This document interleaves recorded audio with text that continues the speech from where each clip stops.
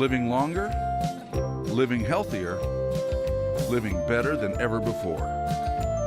Welcome to Mountain Pacific's Healthy Living for Life, a weekly series that gives you the information, education, and expert insight you need to become an active participant in today's ever-changing healthcare climate. Here now is today's program host. Healthcare is one of the biggest expenses for retirees. In fact, the average retired couple will pay as much as $250,000 for healthcare, and that figure doesn't include long-term care or out-of-pocket expenses. Today, we'll learn how to plan for healthcare costs and learn about the different insurance options for retirees and soon-to-be retirees. Welcome to Healthy Living for Life, a show dedicated to helping you do just that. I'm your host, Beth Brown. Stay tuned. Welcome back. I would like to introduce my first guest on this morning's show, Janet Hedges, a certified financial planner with Raymond James. Janet, thanks for being here this morning. Thanks for having me. So my first question is, can you just give us an average cost of health care that people need to be aware of when they're thinking about their retirement? Yeah, when we start looking at the long-term planning process, basically what we do is we usually try to incorporate everything from a current cost standpoint. And so we sit down and look at the client's income, what they have for expenses. And in the old days, we used to actually, when somebody looked at retiring, they most likely had their home paid off and their costs were reduced. Well, with healthcare, that's not necessarily the case anymore.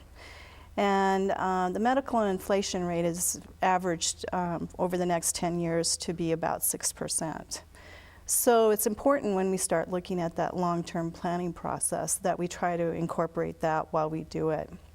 So right now, a couple would probably look at about $750 a month in terms of their Medicare B, D, and supplemental premiums, which is about $9,000 a year. Then if we start looking at adding dental, that's about $11,000. And then if we start looking at glasses, because usually people have glasses for reading at some point, now that number looks closer to about $12,000 a year. Wow. So the cost is significant, but why else would you say it would be important for somebody to plan for healthcare costs after retirement? Well, that medical inflation rate that we talk about 6%, there isn't really much out there in terms of Social Security or pension plans that keep up with that kind of inflation rate. So if we can get that number closer when we're going through the planning process, I think it's important because a couple or an individual could very easily outspend what they have for savings very quickly. So how do you go about estimating or planning for those costs then? Well, again, what we do is we sit down and we look at what are the current expenses that somebody's looking at. We're looking at what they have for savings, how much they're putting aside every month or every year. If there's any employer match, if somebody's working and they have an employer match, we look at that. We look at what their goals are, so what their time frame is, and then estimate what they'll probably be looking at for retirement expenses going forward. Usually there's an inflation factor that is put in on that, and then basically, depending on how the plan comes out, we may look at making some adjustments. How do you plan for current medical conditions that a person might have during the planning process? That is a little bit difficult. So what we usually do is we talk about what is your current health situation. Obviously, if somebody has a health condition right now, I have a couple that have some pretty significant health issues out there, and planning for how that will progress. You have a general idea, but still it's that crystal ball that we don't really have to say what an individual's health care is going to look like going forward. So usually what we do is we look at current numbers and we say, a compliant patient who is following doctor's orders is probably going to have better outcomes than somebody who doesn't. Sure. And just try to work as best as we can with what we have with current knowledge. And you mentioned vision and dental, and those are things that maybe a health insurance coverage or Medicare may not take care of for you. So how do you factor in those? Do those go into the budget too? Right. So usually if somebody currently, with dental, obviously, if somebody's has dentures, their dental might be a little bit less, but we factor those in. So that $12,000 number is a pretty good number to start with most people if it's a couple. Okay, and sticking with the topic of a couple, if they have pooled savings or investments, do they have fewer difficulties then with paying for health care? If one of them's healthy and one of them isn't, if they're both unhealthy, then it's probably about the same as what an individual would be. But if you have a couple where one of them is generally in good health, they can actually, those pooled assets can help the one who may be pulling more than their fair share out of that account. And when you're working with a client and looking at how to plan, do you also determine at what age they might be able to retire? Right, so that's part of the planning process, is we look at what's the goal, what's the time frame, and then once everything is factored in, and there's several different software programs, but it's based on averages, average rates of return, things like that. And if it turns out that maybe it looks like they might have some difficulty meeting that goal, then we go back to the drawing board and say, do we need to do something different? Can we start saving more now? Do we start looking at delaying that retirement, or maybe we start looking at reducing what that amount can be? Is it ever too late to plan for your retirement? No, it's never too late. What happens is no matter when you start, you're always going to have more options than if you don't. Obviously, the sooner the better, because the longer you have for having your investments grow or having your assets grow, it just gives you more options down the road. We are almost out of time here, but what about those folks who have already retired? Is there anything they can do now to move funds or invest so that they can better prepare for health care?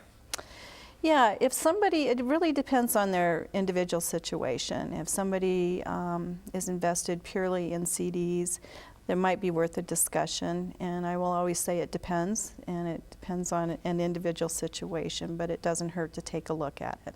Okay, perfect. Thank you so much for all your time, Janet. Great. Good information. Thank We'll you. be back with more healthcare planning and financial planning right after this. Stay with us.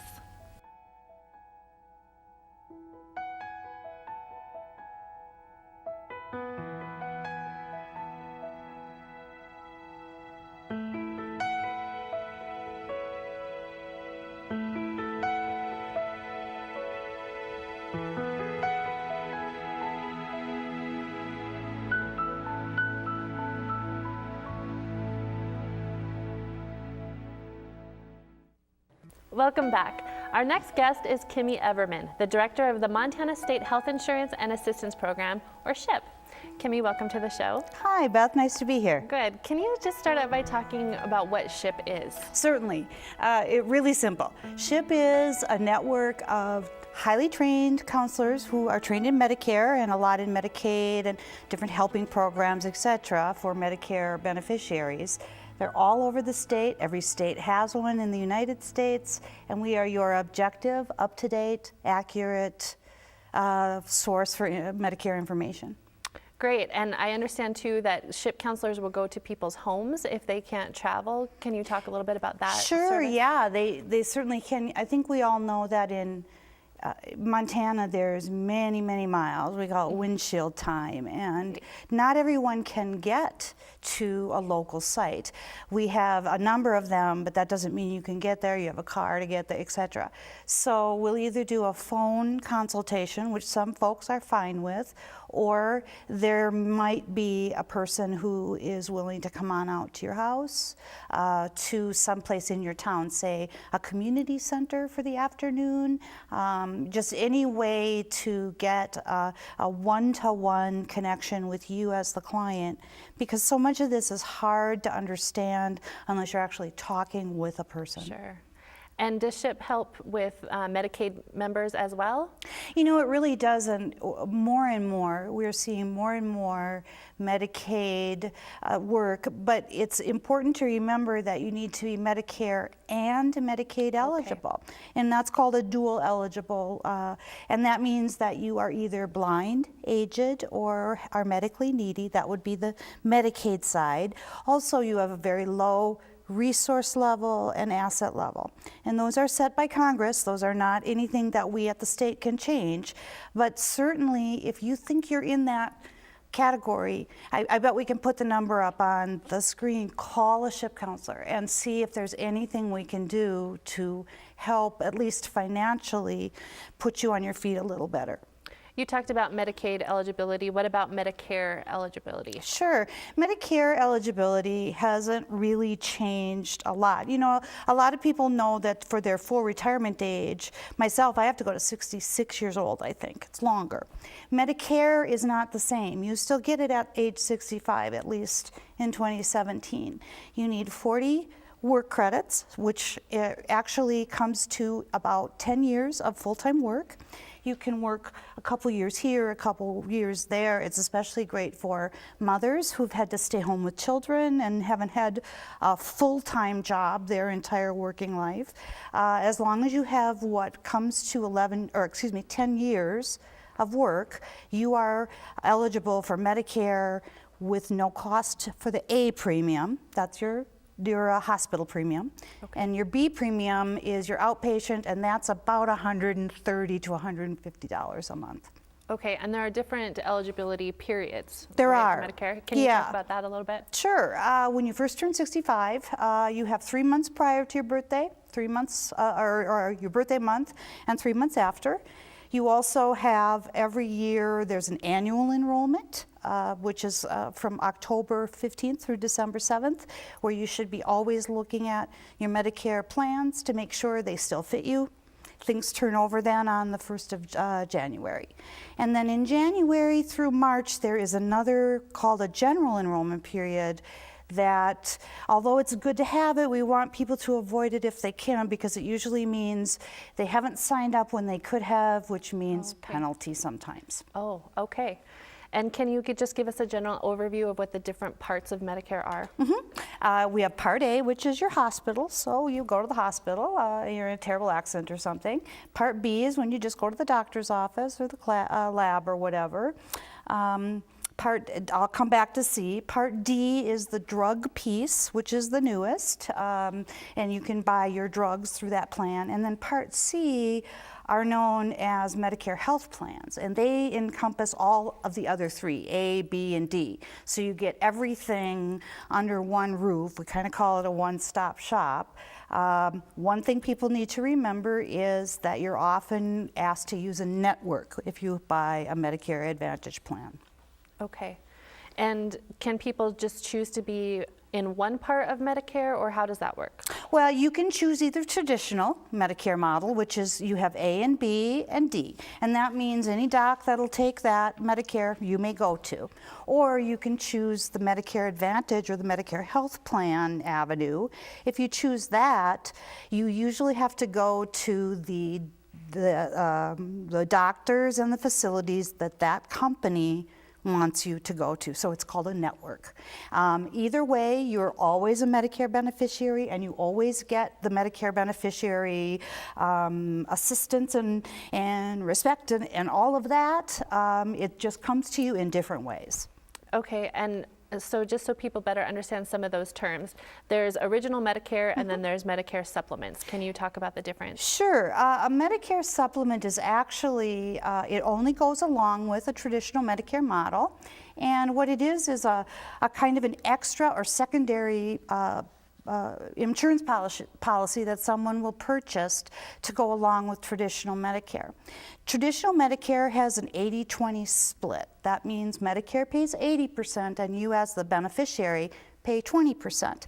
Buying a supplement will help you pay that 20% out of pocket. Okay, great. And when should someone get a supplemental plan, just really quickly? The best time is the first 6 months after they turn on their Part B Medicare. They should call a SHIP counselor to find out why, because it's really important. Okay, great. Kimmy, thanks so much for being here and all that information. Absolutely. We'll have some financial planning information for you right after this. Stay with us.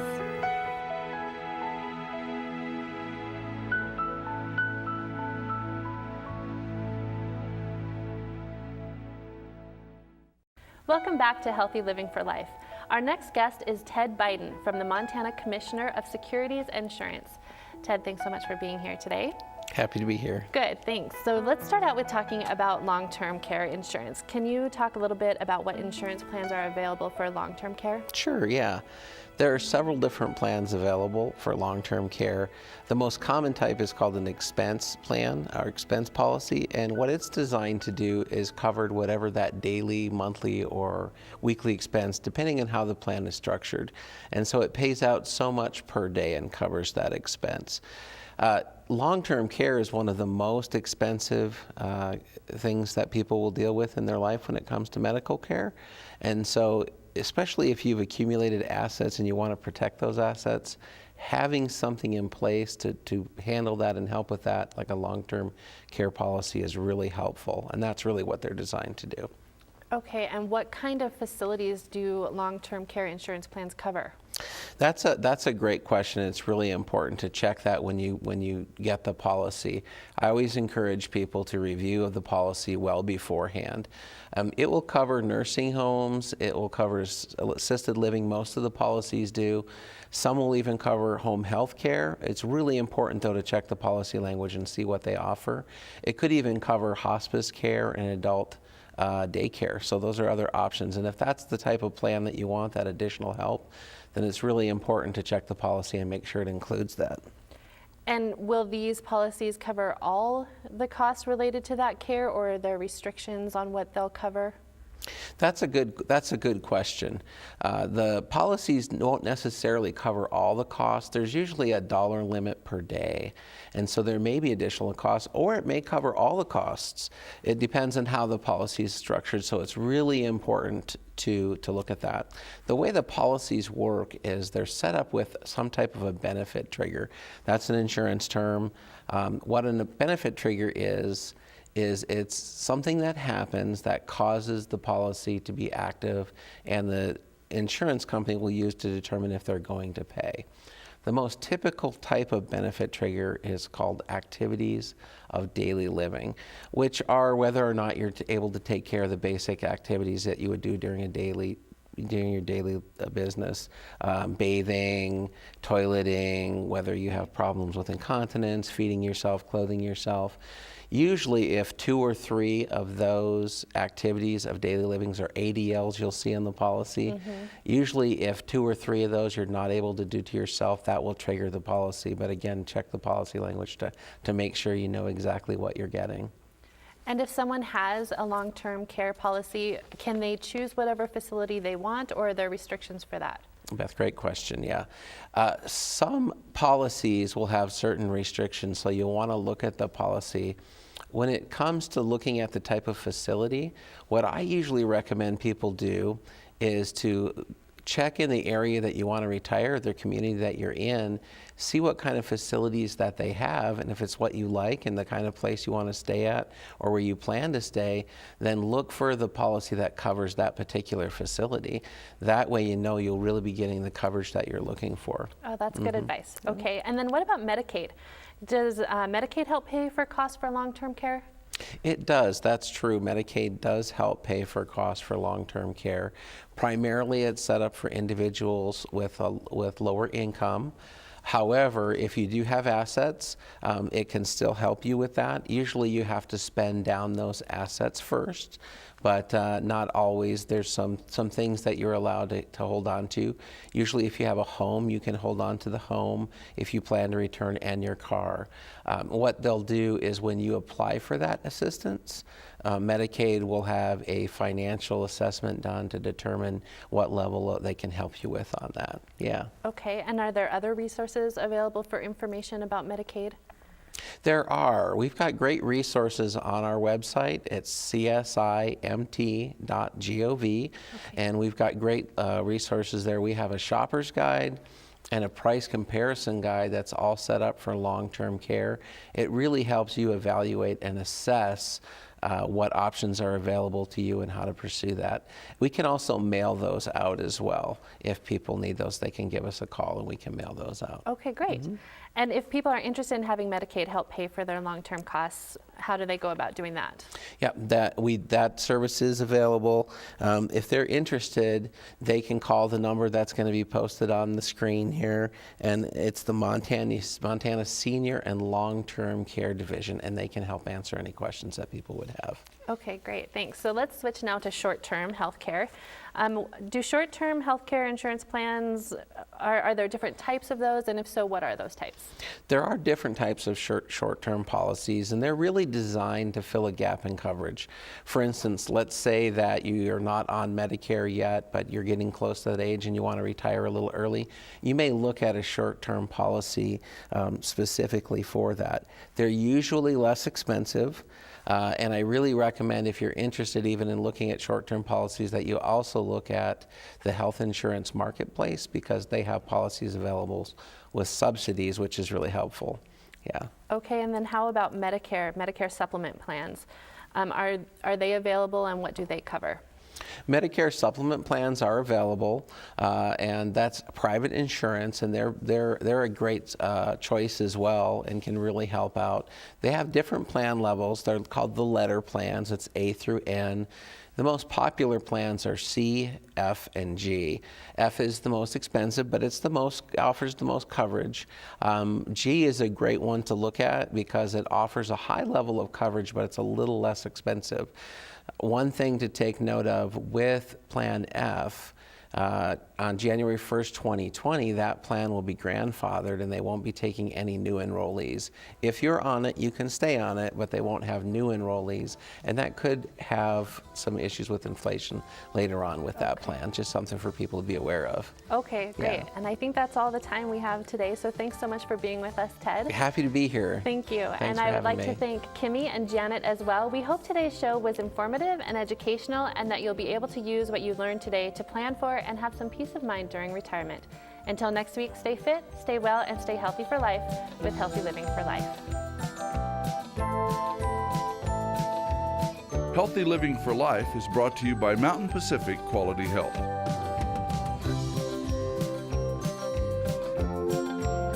We'd love to hear from you. If you have suggestions for future programs, visit our website at mpqhf.org or call us at 406-443-4020. You can also catch us on YouTube by visiting our website and clicking on the YouTube icon. Special thanks to Fire Tower Coffee House and Roasters. Production facilities provided by Video Express Productions.